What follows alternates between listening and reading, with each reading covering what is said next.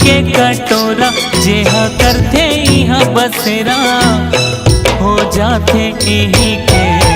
ऐसन है माटी मोर छत्तीसगढ़ के हो जाथे यहीं के।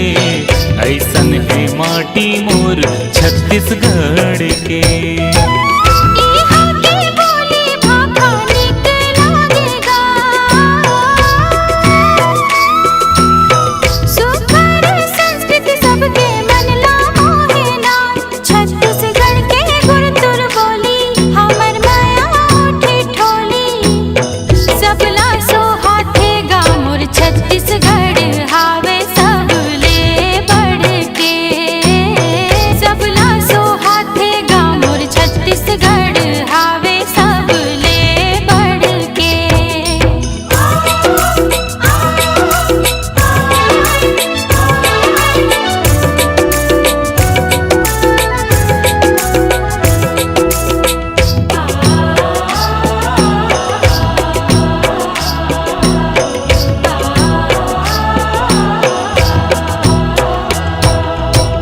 धन हो गयो छत्तीसगढ़ माँ पाके जन्म रे।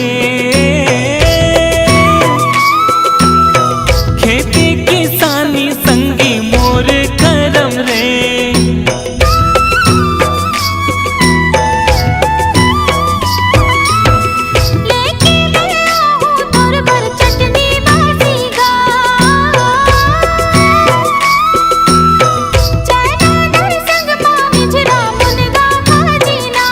धान गाड़ा भर उपजा धन खेती खार माका माथन। नांगर बैला संग रे रापा कोदारी जाथन रोज धर के। नांगर बैला संग रे रापा कोदारी जाथन रोज धर के।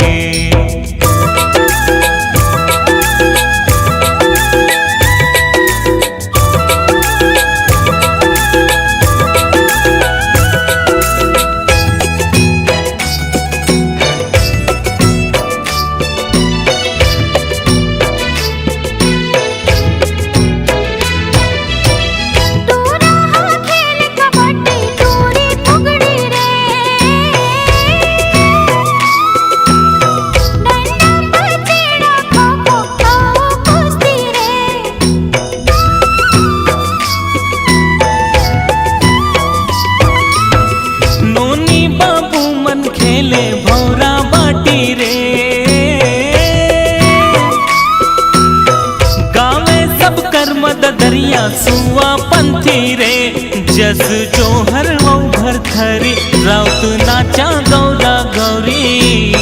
मोहले थे सबके मन ठहरे खुरमी चीला घरों घर के।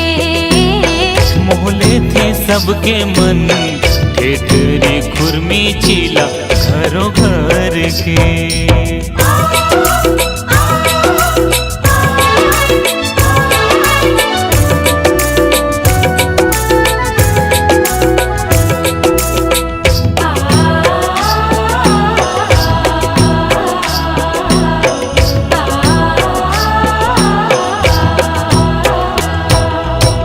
नदिया के तिर तिर सुघर रुख राई रे। मन ला मोहे डोंगरी पहाड़ी रे।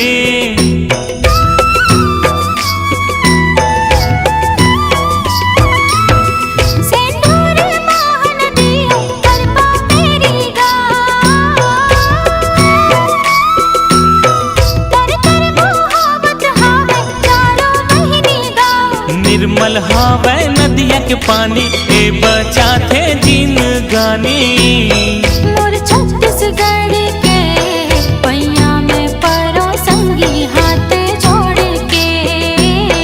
मोर छत्तीसगढ़ के पैया में परो संगी हाथ जोड़ के।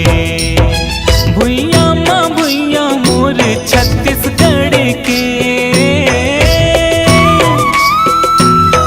यहाँ के माटी माँ सोना उपजे रे। कहते धान के कटोरा जेहा करथे यहाँ बसेरा हो जाते यहीं के, ऐसन है माटी मोर छत्तीसगढ़ के। हो जाते यहीं के, ऐसन है माटी मोर छत्तीसगढ़ के।